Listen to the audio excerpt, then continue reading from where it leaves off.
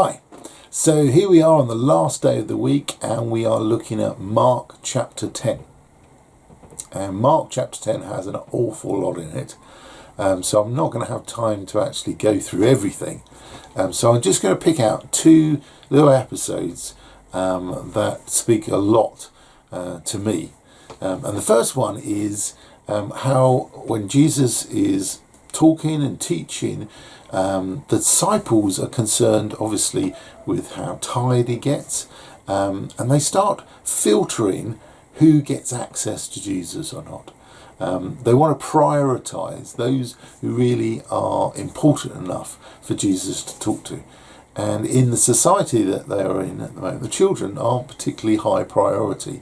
So when the parents bring their children to meet Jesus, because they've encountered Jesus and are really impressed by him, the disciples say, no, stay back. No, he hasn't got time. He's got more important people to talk to.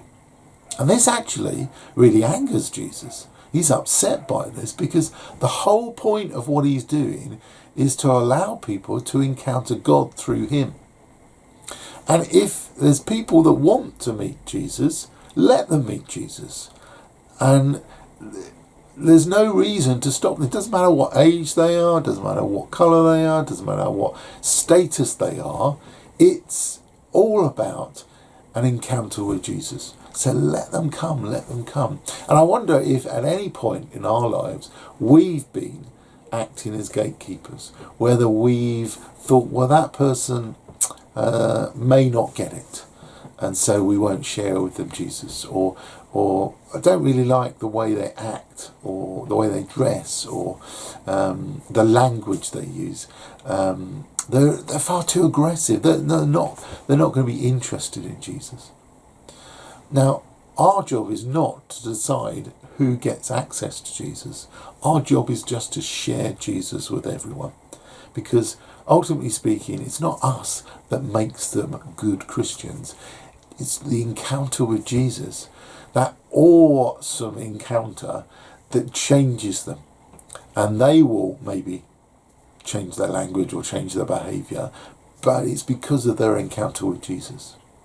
And then following that, we have this little story of Jesus' encounter with a rich young ruler. A chap who's been really good, he's followed all the rules, he's done the right things, and he is a genuine God seeker.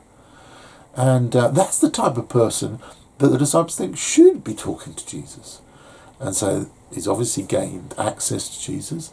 Jesus listened to him. And interestingly, he doesn't disagree with him. He doesn't say, oh no, actually you've missed out on this, that and the other, and you think you've done all the rules, but you haven't really.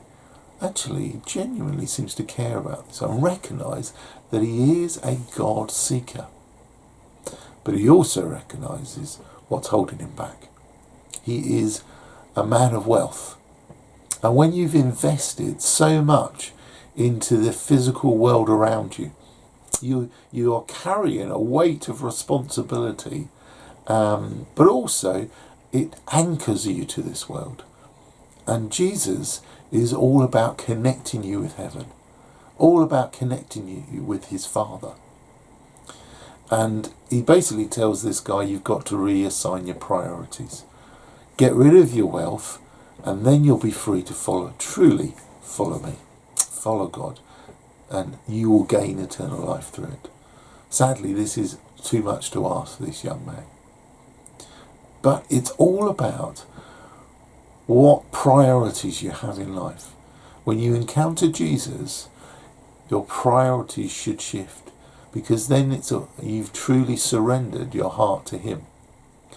The world's worth, the idea of what has worth and significance in this world, is completely turned on its head, because heaven's value system and the earth's value system are completely different.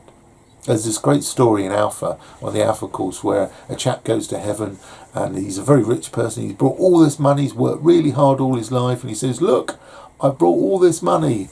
And Jesus says, well, that's great, but what are we going to do with it? I suppose we could play Monopoly, because money's not got any value in heaven. And our perspective and God's perspective are very different.